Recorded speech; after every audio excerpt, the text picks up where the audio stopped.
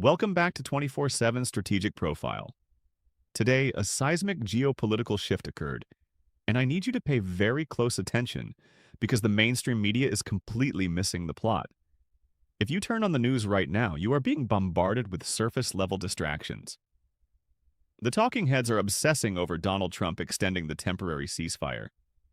They are dissecting the fallout from J.D. Vance abruptly canceling his diplomatic trip to Pakistan. They are showing you endless loops of those seized cargo vessels. Make no mistake, those events are undeniably real. But they are merely the symptoms. Today, the actual disease was broadcast in a single chilling sentence pushed through the state-run media apparatus in Tehran. I want to read the exact translated phrasing to you before we unpack the catastrophic implications. Should their sovereign territory or national infrastructure be leveraged by hostile entities to strike the Islamic Republic, they must bid farewell to the era of oil production in the Persian Gulf. That declaration did not come from a rogue politician. That was the commander of the IRGC's aerospace force, delivering a direct, unapologetic ultimatum to the monarchies of the Gulf: Saudi Arabia, the United Arab Emirates, Kuwait, Qatar, and Bahrain. But it gets much darker. Fars news agency, the mouthpiece of the Iranian state, didn't just publish the quote this morning on April 22, 2026. They published the receipts. Tehran has officially broadened its strike dossier. We are no longer talking about vague threats against military outposts. Iran just publicly released a hit list of the vital arteries of the global energy sector. They published exact coordinates and physical addresses. Let me walk you through what is now in the IRGC's crosshairs. The ExxonMobil and Dow Chemical joint ventures in Jubail, Saudi Arabia. The massive Yanbu industrial complex on the Red Sea coast, responsible for 250,000 barrels daily. The Habshan Fujairah pipeline, a multi-billion-dollar project built for the exact purpose of bypassing the Strait of Hormuz. They named ExxonMobil's Ras Laffan in Qatar, a facility pushing 146,000 barrels a day. The Bapco refinery in Bahrain, processing 267,000 barrels. The Ruwais refinery network in the UAE. The hypercritical Fujairah oil storage terminal. Kuwait's Al Ahmadi refinery. Saudi Arabia's Satorpi facility, churning out 460,000 barrels. And finally, the crown jewel, the Manaifa plant, producing a staggering 900,000 barrels of heavy crude every single day. Here at 24/7 Strategic Profile, we don't deal in hyperbole. These are not abstract political warnings. These are precise targeting coordinates for facilities that collectively process millions of barrels of crude every 24 hours. The IRGC has essentially handed a menu of destruction to the world. But here is the twist, and this is the absolute core of today's video. Keep that terrifying list of targets in your mind while I reveal the most critical fact of the past 24 hours. Beijing has gone completely, utterly silent. There has been no emergency press briefing from the Chinese Foreign Ministry. No diplomatic back-channel readouts. No urgent phone calls from Xi Jinping's administration to Tehran demanding immediate de-escalation. China has refused to comment on a public threat to annihilate the energy infrastructure of every single Gulf state.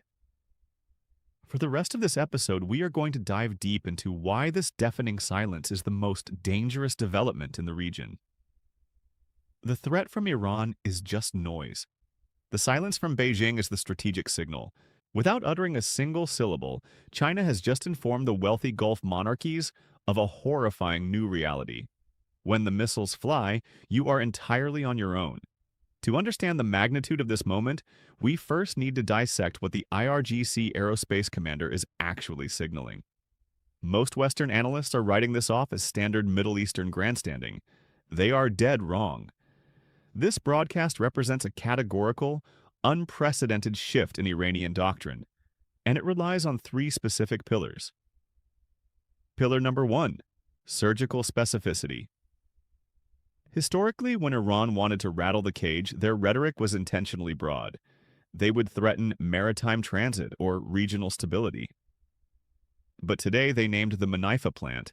They named the Bapco refinery.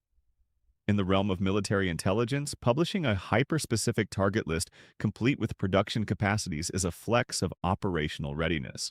The IRGC is publicly stating, "Our surveillance is complete. The missile guidance systems are programmed. The intelligence gathering phase is over. The only thing left is authorization. Pillar number 2, the trigger condition is both explicit and, crucially, already active."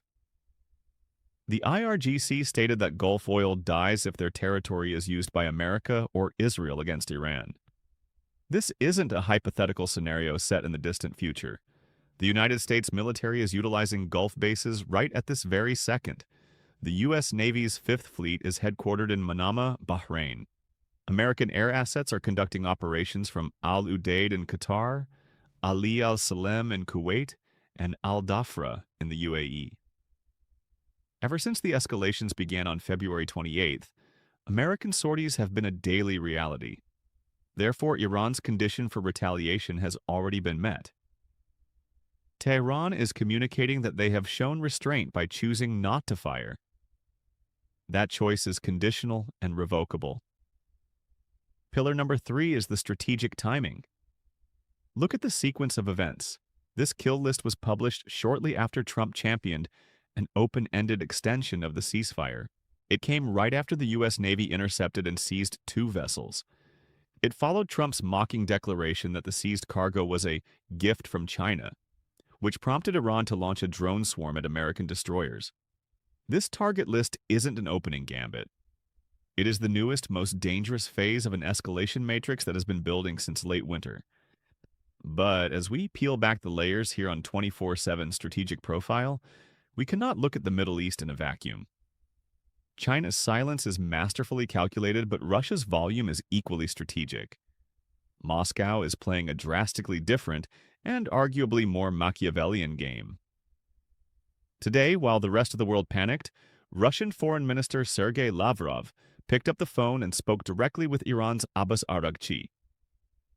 If you read the diplomatic readouts from both sides, a fascinating asymmetry emerges. According to Moscow, Lavrov reaffirmed Russia's unwavering readiness to help stabilize the crisis. But according to Iranian state media, Tehran guaranteed the unhindered safe passage of all Russian commercial and naval vessels through the Strait of Hormuz. In a single phone call, an exchange of massive geopolitical currency took place. Russia secured absolute maritime immunity, and Iran secured the backing of a nuclear-armed superpower. Notice the glaring hypocrisy here. Today, Iran flatly rejected mediation offers from Pakistan, Turkey, Egypt, and Saudi Arabia. Yet, they happily rolled out the red carpet for Russian ships. Why? Because Russia isn't a neutral peacemaker. Vladimir Putin's Russia is Iran's strategic patron, and Moscow has engineered a scenario where they win no matter what happens next. If the ceasefire holds, Russia looks like a global statesman. But if the conflict erupts and Hormuz burns, Russia's economy hits the stratosphere. The International Energy Agency already proved this. Russian oil revenues doubled from $9.75 billion in February to an astonishing $19 billion in March, purely because the Hormuz disruption sent global barrel prices to the moon. Russia is making an extra $500 million every 24 hours off a war they aren't even fighting. The worse it gets for the Gulf, the richer Moscow becomes. So let's pivot to the chessboard from the perspective of the Gulf states.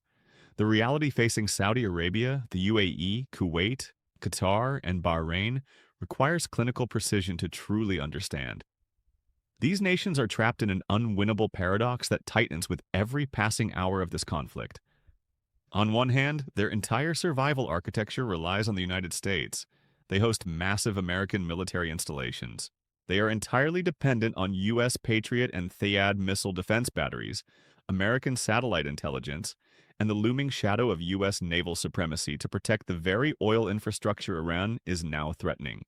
For these monarchies, abruptly severing ties with the Pentagon is geopolitical suicide. The U.S. relationship is a multi-generational structural foundation of their sovereignty. But on the other hand, they are staring down the barrel of a loaded Iranian gun. They are watching Tehran list their specific refineries as target practice. And more alarmingly, they are watching Washington's response. which looks increasingly inadequate to deal with the localized fallout. Take Saudi Arabia, for instance. The Wall Street Journal recently leaked that Riyadh is aggressively lobbying Washington to lift the naval blockade on Iran. They aren't just politely suggesting it, they are demanding it. Why? Because Saudi intelligence has been informed through back channels that if America chokes Iran's ports to death, the IRGC will ensure no port in the entire Persian Gulf survives. This is why Riyadh recently rolled out the red carpet for Pakistan's prime minister and military chief, praising their diplomatic mediation. Saudi Arabia's Vision 2030 and its entire economic future require this war to end immediately before those coordinates become active missile trajectories. Look at the United Arab Emirates. Just this week, Abu Dhabi confirmed the arrest of 27 individuals linked to a covert Iranian terror cell operating within their borders. Today, the moment the UAE confirmed this, Tehran publicly condemned them. And on that exact same day, the IRGC added Emirati refineries to the target list. The UAE is caught in a schizophrenic nightmare. They are hosting U.S. fighter jets, hunting down Iranian spies in Dubai, and helplessly watching Iranian ballistic missiles being calibrated to strike their energy grid. Then there is Qatar, perhaps the most precarious actor of all. Doha is home to Al Udeid, the largest American airbase in the region. Yet, Qatar's economic lifeblood is its LNG, liquefied natural gas. The Ras Laffan complex handles roughly 20% of the entire planet's LNG demand. And today, the IRGC explicitly named ExxonMobil's operations at Ras Laffan as a primary target.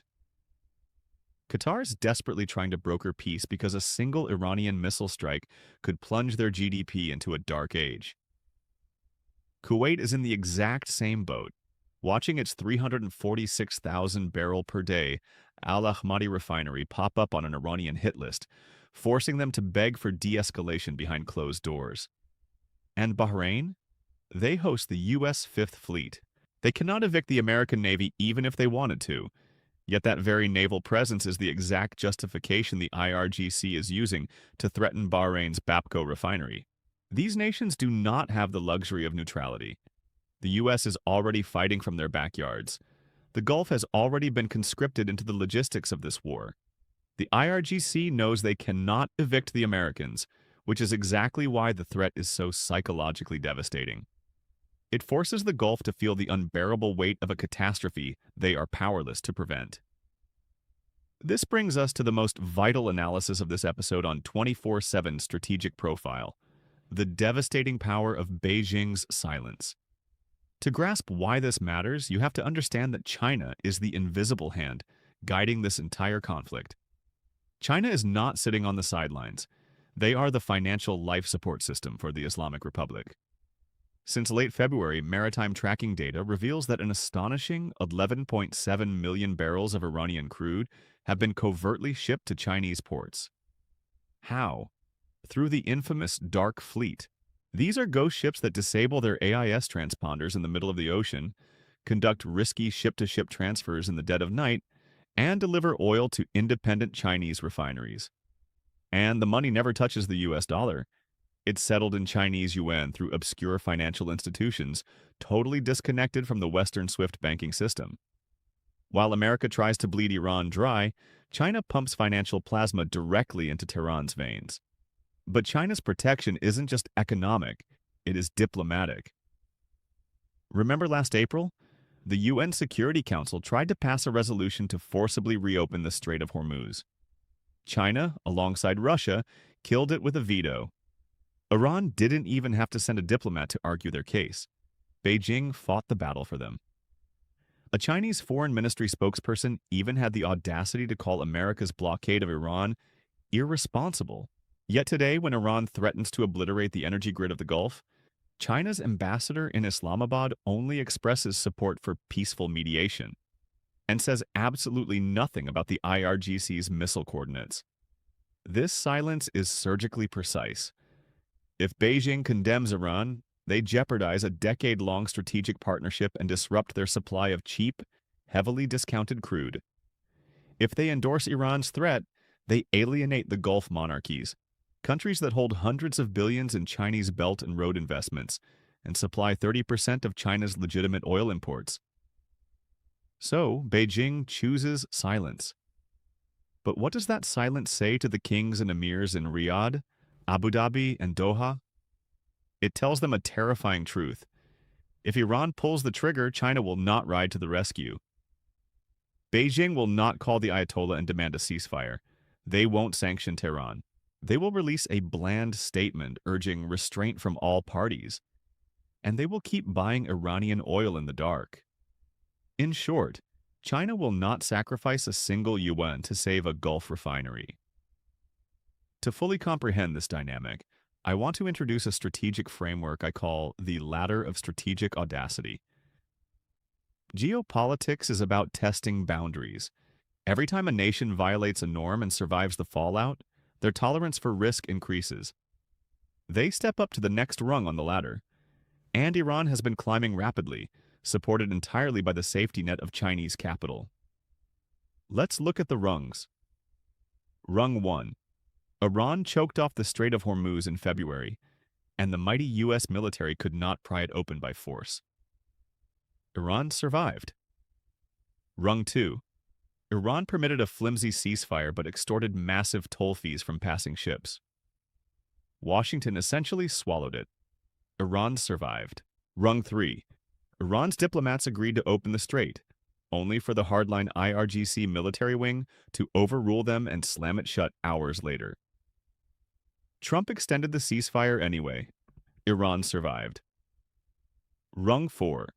The U.S. Navy seizes Iranian cargo, and Iran responds by swarming American destroyers with kamikaze drones. The U.S. downplays the attack to keep talks alive. Iran survived. And now, Rung 5. The IRGC publishes the exact GPS coordinates of 11 critical Gulf energy facilities. What is Rung 6? Rung 6 is pressing the launch button. Iran does not climb this ladder because their military is invincible. It isn't. U.S. bombers have pounded Iranian assets for nearly 2 months. Their air defenses are battered, and their naval assets are bruised.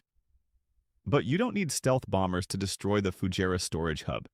You just need a swarm of cheap, mass-produced Shahed drones and a handful of cruise missiles.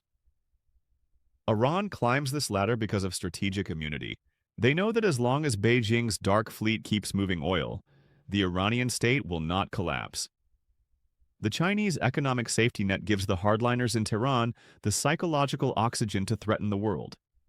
The Gulf states know that America has the firepower to shoot down incoming missiles, but they also know that Patriot batteries are not foolproof.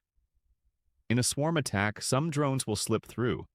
If a drone hits Saudi's Ras Tanura, 550,000 barrels of daily production go up in flames. America cannot eliminate the threat without launching a full-scale regime change war in Iran, a war the American public absolutely does not want. Let's bring this all together. Here at 24/7 Strategic Profile, we look past the illusions of binary choices. The mainstream media will tell you that the Gulf states have to choose between submitting to American demands or surrendering to Iranian dominance. That is a fundamental misunderstanding of Middle Eastern statecraft. The real game being played right now is the art of the geopolitical hedge. When Saudi Arabia pressures the White House to lift the naval blockade, they aren't betraying America, they are saving themselves. Riyadh has run the numbers. A starving Iran is a desperate Iran, and a desperate Iran will burn down the Gulf. Therefore, lifting the blockade to appease Tehran is viewed as a necessary evil to neutralize the IRGC's target list. The UAE is playing a slightly different, highly complex game of multi-alignment. Abu Dhabi has spent the last decade quietly integrating Chinese technology into its infrastructure, adopting Huawei 5G networks, and accepting massive Chinese port investments. They deliberately avoided burning bridges with Beijing because they anticipated a day exactly like today. Because China won't discipline Iran, the UAE knows they must cultivate their own direct leverage in Beijing to ensure their survival. Qatar is juggling flaming swords. They host the Americans, they mediate for the Palestinians, they sell gas to the Chinese, and their facilities are targeted by the Iranians. Doha's only survival strategy is to mediate a peace deal before the fragile equilibrium shatters and the missiles launch. This is the chilling reality that China's silence has forged. Every monarchy in the Persian Gulf is buckling under an existential pressure they cannot unilaterally relieve. They know that Washington has the guns, but Beijing holds the purse strings, and the one nation capable of altering Tehran's risk calculus refuses to speak. As we look toward the horizon over the next few weeks, I urge you to watch the shadows, not the spotlight. Do not pay attention to what the Gulf leaders say at public summits alongside American politicians. Watch what they do in the dark. Look for subtle shifts in diplomatic tone from Riyadh towards Tehran. Keep an eye out for unannounced, low-profile flights from Emirati or Saudi officials heading directly to Beijing. If a Gulf royal quietly flies to China this week, you will know exactly what is happening. They are going to beg Xi Jinping to send a back-channel message to the Ayatollah to keep their refineries off the menu. You won't see these concessions on the evening news. They will only be visible in the things that don't happen. If the IRGC target list quietly vanishes from Iranian state media, it won't be because American aircraft carriers intimidated them. It will be because a covert deal was struck in the shadows. If you want to understand why the wealthiest, most heavily armed monarchies on Earth feel utterly defenseless tonight, stop looking at the American ships in the water. Look at the silence coming from the East. In geopolitics, sometimes saying nothing is the loudest threat of all. And trust me, the Gulf states hear it loud and clear. Thank you for watching this deep dive on 24/7 Strategic Profile. If you want to see through the fog of global conflicts and understand the real chess moves being made by world powers, make sure you hit the subscribe button, turn on the notification bell, and leave your thoughts in the comments below. What do you think will be the trigger point? Let's discuss. Until next time, stay vigilant.